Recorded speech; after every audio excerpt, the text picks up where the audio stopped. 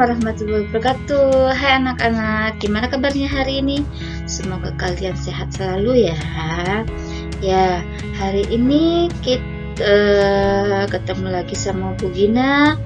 Ibu Gina nggak akan lupa mengingatkan kalian selalu memakai masker jika kalian berpergian ya, dan menjauhi kerumunan, dan tidak lupa selalu mencuci tangan setiap kalian sudah melakukan kegiatan. Jaga kesehatan walaupun kita belajar di rumah, kalian harus tetap semangat menjaga kesehatan agar selalu sehat. Jangan lupa makan makanan yang bergizi dan berolahraga ya. Kalau sudah makanan bergizi tidak berolahraga sama aja, nanti tetap daya tubuh kita akan lemah gitu ya. Sudah siapkah belajar hari ini, nak? Ya, kalau sudah siap, sebelum kita mulai belajar, kita berdoa dahulu ya. Berdoa dimulai. Bismillahirrahmanirrahim. Raditu billahi robba wa bil islami dina wa bi muhammadin nabiyya wa rasulah. Rabbi zidni ilman warzuqni fahman. Amin. Semoga hari ini kita belajar dengan lancar dan bermanfaat. Ya, kita mulai ya. Perhatikan penjelasan Ibu Gina. Hari ini pendalaman materi masih di tema 2, persatuan dalam perbedaan. Kita masuk ke subtema 3, bersatu kita teguh. Nah, kita hari ini Ibu akan bahas di PB 1 dan 2 di kelasnya. Untuk anak-anak Al-Falah, cerdas, berakhlak mulia, dan berprestasi. Semangat ya. Perhatikan penjelasan Ibu hari ini. Ya, mulai ya. Kita Ibu akan bahas tentang di subtema 3 ini, judulnya itu bersatu kita teguh. Teguh. Nah, bersatu kita teguh ini persatuan adalah hal yang harus diwujudkan pada bangsa ini. Tanpa persatuan, bangsa ini akan terpecah belah. Bangsa Indonesia adalah bangsa yang besar yang terdiri berbagai macam suku bangsa, adat, agama, dan kepercayaan yang berbeda. Tanpa persatuan, tidak mungkin kedamaian akan terwujud pada bangsa ini. Mari kita jaga persatuan dan kesatuan di antara sesama anak bangsa. Apakah kalian sudah melakukannya? Pasti bisa. Selalu rukun ya, bersatu sama teman-teman jika melakukan kegiatan. Kita masuk ke pembelajaran ke-1, muatan bahasa Indonesia KD 3.4 dan 4.4. Nah, di sini Ibu akan menjelaskan tentang kata baku dan kata tidak baku. Informasi yang terdapat dalam suatu teks sebaiknya ditulis menggunakan kata baku. Apa sih kata baku itu? Kata baku adalah kata yang ditulis dan disusun sesuai dengan PUEBI, yaitu Pedoman Umum Ejaan Bahasa Indonesia. Jadi harus baku, tidak boleh tidak baku. Ya, kalau tidak baku itu yaitu seperti kita berbicara sama teman, bahasanya tidak formal, jadi bahasa sehari-hari ya. Kalau kata baku itu digunakan untuk menulis surat kabar, menyusun laporan, menyusun makalah, menyusun buku, dan lain-lain. Ya, lanjutkan ya. Ya, kita mulai. Ayo pilih dari kata-kata berikut yang termasuk kata baku. Ibu yang contoh pertama aktivitas, dan aktivitas yang pertama menggunakan V, yang kedua menggunakan F formula ya. Nah, mana yang menggunakan kata baku dan tidak baku? Ya, yang menggunakan kata baku yaitu menggunakan V, yang tidak bakunya menggunakan huruf F. Nah, amfibi dan amfibi. Nah, yang tadi yang sebelah kiri kalian itu kata yang baku ya, yang sebelah kanannya itu kata yang tidak bakunya. Besok ditulisnya esok. Cabai bacanya cabai. Nah, jadwal jadwal. Nah, komoditas jadi komoditi. Teknologi kita biasa sebut teknologi. Negeri negeri. Nah, di sini adalah kalimat baku dan tidak baku. Yang sebelah kiri baku, sebelah kanan tidak baku. Ya, kita lanjut ya. Ibu akan beri tugas sama kalian mencari kosakata baku dan tidak baku. Nah, carilah teks pendek yang bertema persatuan dan kesatuan. Carilah teks di media massa cetak ataupun internet. Tunjukkan kosakata tidak baku yang kalian temukan dalam teks tersebut. Tuliskan dalam format sebagai berikut. Nah, kalian membuat diagram ya, diagram kotak, yaitu ada nomor, kosakata tidak baku dan kosakata baku. Nah, contoh kalimatnya efektifnya seperti apa? Kemarin kan sudah mempelajari kalimat efektif. Kalian tulis kalimat efektifnya apa. Jadi satu saja kalimatnya, nggak usah dua lagi. Jadi satu aja menggunakan kalimat baku ya. Oke, selamat mengerjakan. Kita lanjut ya. Ya, kita lanjutkan pembelajaran 1, muatan IPA KD titik 343. Nah, Ibu akan bahas tentang manfaat adaptasi makhluk hidup bagi manusia dan lingkungan. Manusia memiliki kebutuhan yang sangat banyak. Kebutuhan-kebutuhan tersebut harus dipenuhi agar kehidupan tetap dapat berlangsung. Ketika memenuhi kebutuhannya, manusia membutuhkan hewan dan tumbuhan. Hewan dimanfaatkan manusia untuk diambil dagingnya, susunya, telurnya, dan tenaganya. Sementara itu, tumbuhan dimanfaatkan manusia dengan memanfaatkan bagian akar, batang, daun, buah, dan bijinya. Nah, sudah seharusnya pemanfaatan bagian hewan dan tumbuhan tersebut tidak boleh mengganggu kelestarian hewan dan tersebut. Nah, di sini berikut beberapa contoh pemanfaatan bagi hewan dan tumbuhan oleh manusia. Yang Ibu ambil yaitu tumbuhan lidah buaya. Lidah buaya memiliki habitat di darat dan mampu bertahan di lingkungan kering. Lidah buaya dapat menyerap polusi udara di sekitar kita. Jadi polusi udaranya kita tidak terlalu kotor kita hirup.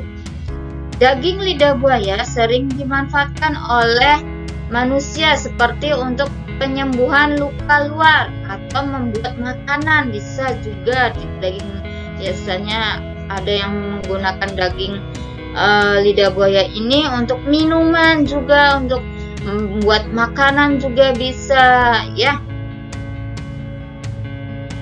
Berikutnya yaitu Ibu ambil contoh pohon apa ini? Ya, mangrove. Mangrove.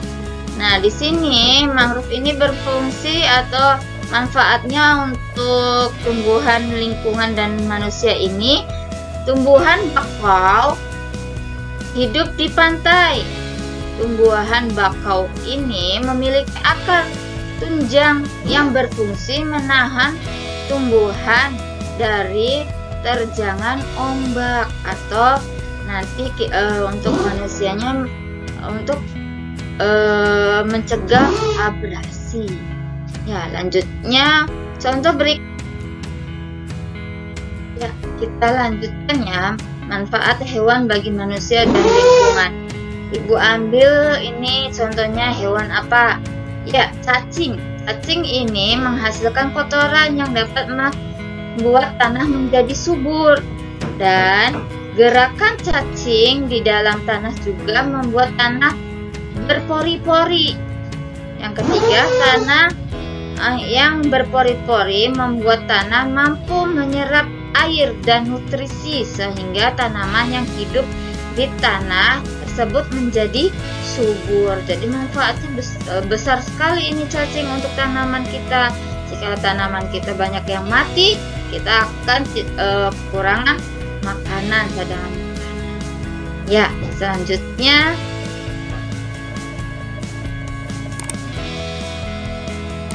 ya, manfaat hewan bagi manusia dan lingkungan. Binatang apa nih? Ya, domba. Domba merupakan hewan yang memiliki ciri khusus berupa rambut tebal. Fungsinya untuk menghangatkan tubuh saat suhu di lingkungan rendah. Rambut domba dimanfaatkan oleh manusia sebagai bahan pembuat kain wol. Jadi manfaat banget. Jadi kain wol bisa kita manfaatkan menjadi baju dan menjahit, ya, bahan menjahit. Lanjutkan. Ya, kita lanjutkan masih tentang manfaat tumbuhan dan hewan bagi manusia. Ada banyak jenis tumbuhan yang ada di sekitar kita. Selain sebagai penghasil bahan makanan dan menghasilkan oksigen, tumbuhan pun juga dimanfaatkan oleh manusia untuk memenuhi kebutuhan yang lainnya. Seperti ada tumbuhan yang digunakan sebagai bahan makanan, bahan sandang, bahan industri, bahan bangunan, dan obat-obatan, dan masih banyak lagi. Nah, di sini Ibu beri contoh manfaat tumbuhan bagi manusia. Yang pertama, bahan makanan. Tumbuhan di sekitar kita banyak yang dimanfaatkan untuk memenuhi kebutuhan manusia. Bagian tumbuhan yang dapat dimanfaatkan untuk bahan makanan itu antara lain batangnya, daunnya, buahnya, dan bijinya, dan akar pun juga ada yang menggunakan akar untuk bahan makanan itu. Nah, jadi semua dari atas sampai ke bawah dimanfaatkan semua ya tumbuhan itu oleh manusia ya. Yang kedua, bahan sandang. Nah, di bahan sandang ini, bahan sandang yang berasal dari tumbuhan antara lain itu katun yang terbuat dari kapas dan serat abaka yang berasal dari batang pisang abaka. Adapun rami dimanfaatkan seratnya untuk dipintal menjadi kain atau bahan pakaian. Yang ketiga itu bahan bangunan. Bahan bangunan untuk membuat rumah biasanya berasal dari kayu. Tumbuhan yang dimanfaatkan sebagai bahan bangunan ini contohnya pohon jati, pohon mahoni, pohon angsana, dan singona. Kayu ini juga dimanfaatkan untuk perabotan rumah tangga. Nah, lanjutnya bahan obat-obatan. Sebagian besar tumbuhan berkhasiat sebagai obat. Contohnya penggunaan bagian tumbuhan sebagai obat sebagai berikut, yaitu contohnya daun sirih untuk mengobati gatal-gatal. Yang kedua, daun kumis kucing untuk mengobati sakit ginjal ya. Yang ketiga, daun jambu biji, yaitu untuk mengobati yang diare. Ya, kalian bisa coba, kalau diare cobalah menggunakan daun jambu biji. Berikutnya yang kelima yaitu penghasil minyak atsiri. Minyak atsiri dimanfaatkan untuk industri parfum, kosmetik, makanan, dan minuman. Minyak atsiri ini dapat digunakan untuk pewangi dan penguat rasa makanan. Contoh tumbuhan menghasilkan minyak atsiri ini yaitu kayu putih dan serai. Nah, serai itu untuk untuk masakan ya. Ya, selanjutnya bahan baku industri. Bahan baku industri ini merupakan bahan-bahan yang akan diolah menjadi bahan yang sudah jadi. Contohnya, bahan baku industri yang berasal dari tumbuhan antara lain getah karet untuk membuat ban dan getah pinus untuk membuat terpentin dan di industri cat. Selanjutnya, untuk bahan pewarna alami tumbuhan ini, bahan pewarna alami ini biasanya digunakan manusia untuk memberi warna pada beberapa jenis makanan. Bagian tumbuhan yang dimanfaatkan untuk pewarna alami antara lain adalah kunyit sebagai warna kuning serta suji dan pandan sebagai warna hijau. Nah, buah-buahan juga bisa jadi pewarna makanan seperti buah naga. Kita menggunakan yang warna ungunya ya, dan banyak juga jenis-jenisnya. Nah, yang terakhir itu bahan penyedap masakan. Makanan yang kita makan akan bertambah serta akan lebih nikmat dengan menambahkan beberapa bahan penyedap. Beberapa contoh bahan penyedap makanan ini yang berasal dari tumbuhan adalah lada, pala, cengkih, dan serai dan jahe. Ya, selanjutnya manfaat hewan bagi manusia. Yang pertama, menghasilkan bahan pangan.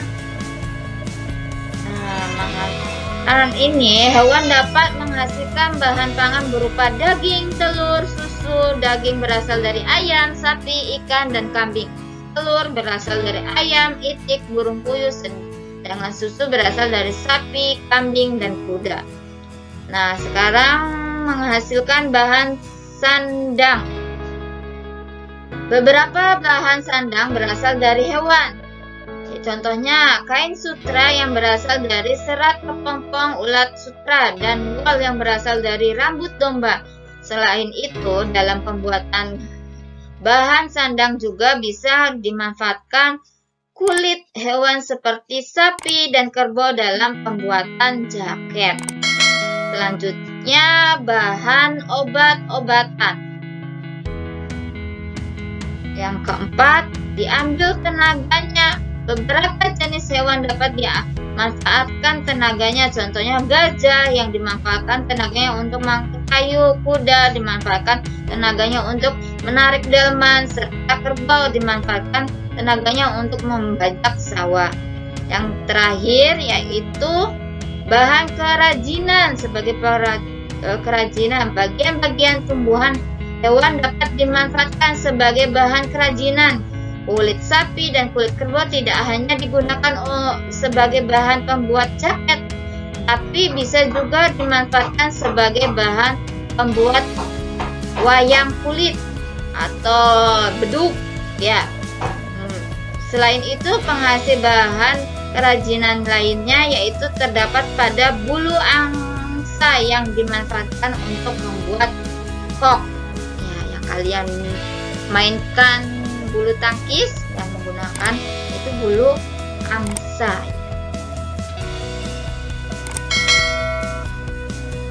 Ya, kita lanjutkan ya.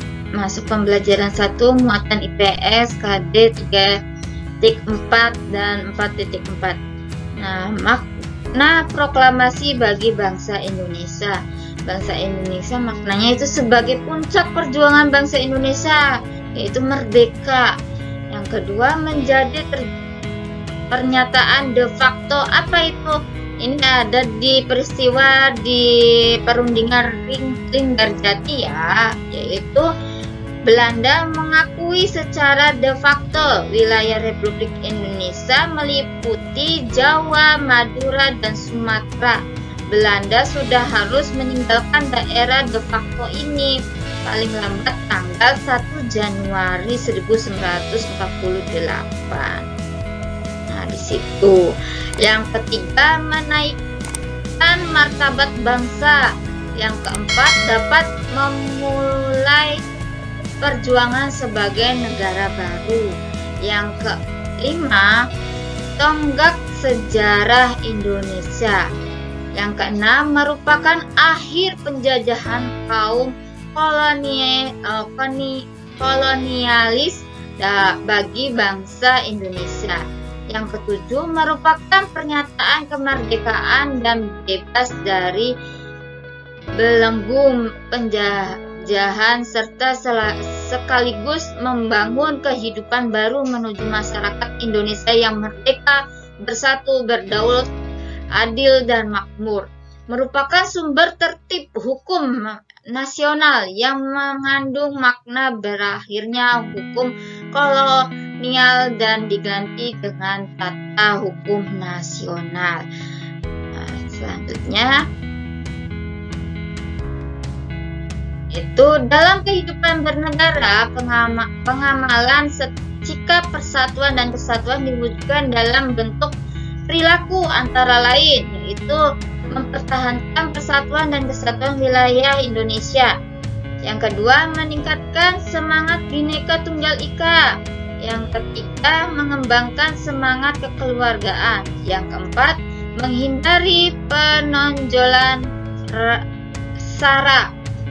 Lebih dari 90 tahun yang lalu, para pemuda Indonesia telah mengingkar untuk perilaku yang mendukung persatuan dan kesatuan. Ingkar kesepakatan para pemuda tersebut diwujudkan dalam sumpah yang dicetuskan pada tanggal 28 Oktober 1928. Ya, kita lanjutkan. Yaitu manfaat kemerdekaan bagi kesejahteraan bangsa Indonesia. Nah, manfaatnya untuk kita sebagai penerus bangsa yaitu setelah kemerdekaan, seluruh rakyat Indonesia berhak memperoleh pendidikan yang layak minimal 12 tahun ya. Pendidikan yang layak bagi semua golongan merupakan salah satu tujuan bangsa Indonesia agar tidak dibodohin oleh bangsa asing lagi, agar kalian cerdas dan pintar. Selanjutnya itu setelah merdeka, perekonomian Indonesia berhasil dikuasai oleh negara. Pemerintah mulai memperbaiki perekonomian bangsa Indonesia yang tadinya buruk jadinya membaik. Rakyat Indonesia dibebaskan untuk melakukan kegiatan ekonomi untuk meningkatkan kesejahteraan jual beli ya. Selanjutnya, setelah merdeka, setiap masyarakat Indonesia memiliki hak dan kewajiban yang sama, yaitu meningkatkan kesejahteraan rakyat merupakan tanggung jawab pemerintah. Misalnya dengan membuka lapangan pekerjaan untuk mengurangi pengangguran dan mendukung program pemerintah. Ya, selanjutnya yaitu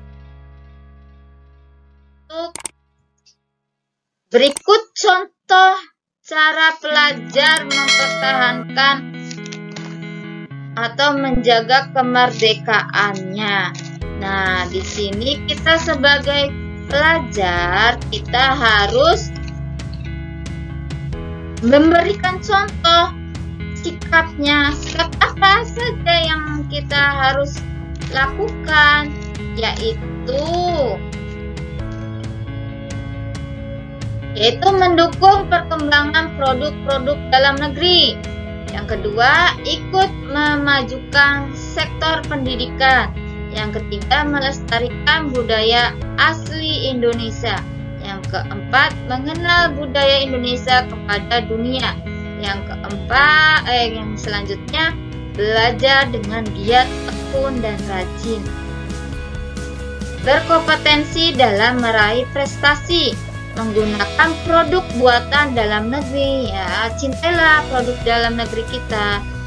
Melestarikan sumber daya alam, meningkatkan kualitas sumber daya manusia, menghormati antar sesama, mentaati peraturan dan tata tertib di sekolah sebagai seorang pelajar. Kalian seorang pelajar harus mentaati peraturan, jangan melanggar ya. Selanjutnya,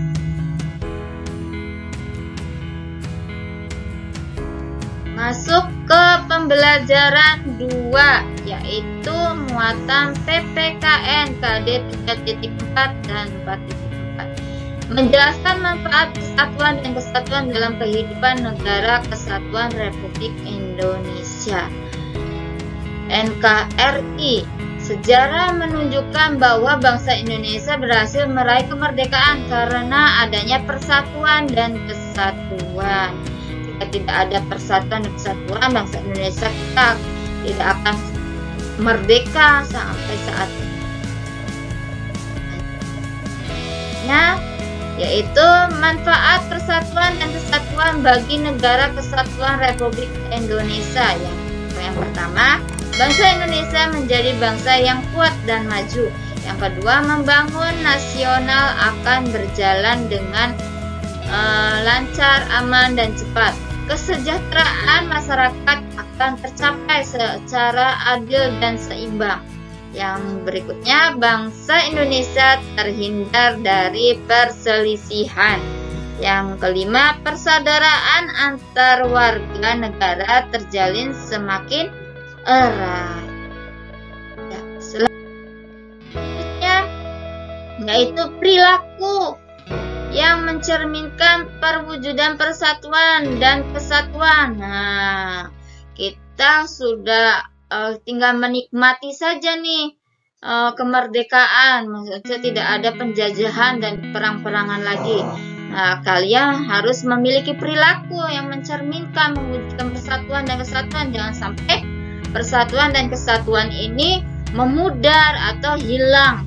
Nah, di lingkungan keluarga kalian harus berperilaku saling mencintai sesama anggota keluarga. Yang kedua, mengakui keberadaan dan fungsi tiap-tiap anggota keluarga. Yang ketiga, mengembangkan sikap tenggang rasa dan tanpa saliras. Nah, kalian harus rukun dan bersatu sama keluarga ya, tidak ada pertengkaran. Selanjutnya, yaitu perilaku yang mencerminkan wujud persatuan dan kesatuan di lingkungan sekolah.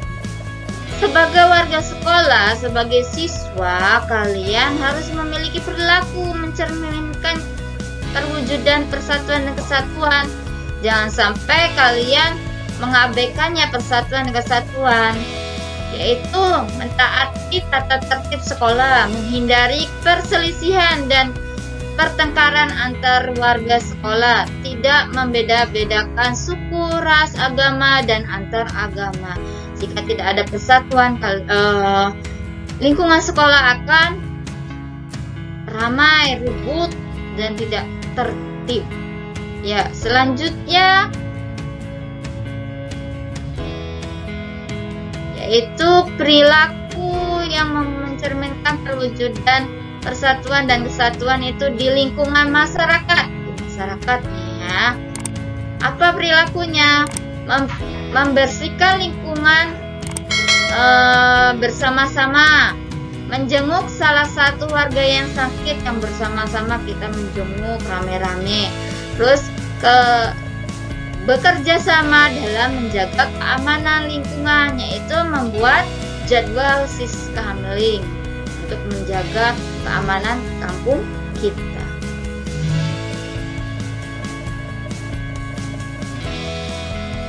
Kita lanjutkan ya. Di sini Ibu akan masuk ke pembelajaran kedua, muatan SBDP KD 3.3 dan 4.3. Ibu membahas tentang macam-macam pola lantai pada tarian, yaitu pola lantai vertikal atau lurus. Kalian nggak akan bosen ya, pasti kemarin Ibu dan Pak Saman sudah menjelaskan macam-macam pola lantai. Ibu akan menjelaskan lagi, mengingatkan lagi pola lantai vertikal atau lurus. Penari membentuk garis vertikal, yaitu garis lurus dari depan ke belakang atau sebaliknya. Pola lantai ini banyak digunakan pada tari klasik. Pola lantai ini menampilkan kesan sederhana tapi kuat. Selanjutnya, pola lantai horizontal. Penari berbaris berbentuk garis lurus ke samping. Yang ketiga, pola lantai diagonal. Penari berbaris membentuk garis menyudut ke kanan atau ke kiri. Yang keempat, pola lantai garis melengkung. Pola lantai ini banyak digunakan pada tari rakyat dan tari tradisi, memberi kesan lemah dan lembut. Nah, contohnya ini yang kemarin Ibu juga sudah bahas ya. Yang pertama ini garis vertikal, horizontal, diagonal, dan lingkaran atau melengkung. Lanjut, Ibu ambil tarian pola lantai dan gerakan tari merak. Ibu ambil salah satu contoh tari merak ya di sini. Tari merak merupakan tarian daerah yang berasal dari Jawa Barat. Gerakan dalam tari merak tersebut termasuk gerak tari klasik, yaitu gerak tari yang meniru kegiatan manusia atau hewan yang terpilih atau mempunyai pola-pola gerakan. Gerakan merak tari merak ini biasanya diperagakan secara berkelompok. Itu perhatikan beberapa gerakan dan pola lantai dalam tari merak berikut. Nah, di sini ya, pola lantai yang digunakan apa nih? Ya, gerakan yang pertama yaitu tari merak ini pola lantai horizontal yang digunakan. Penari melakukan formasi membentuk garis lurus ke arah samping. Bagus ya, seperti burung merak. Selanjutnya,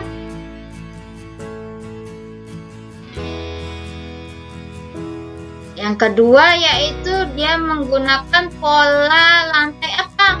Ya, apa?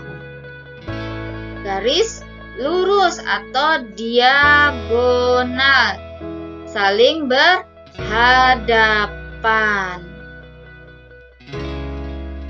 Selanjutnya,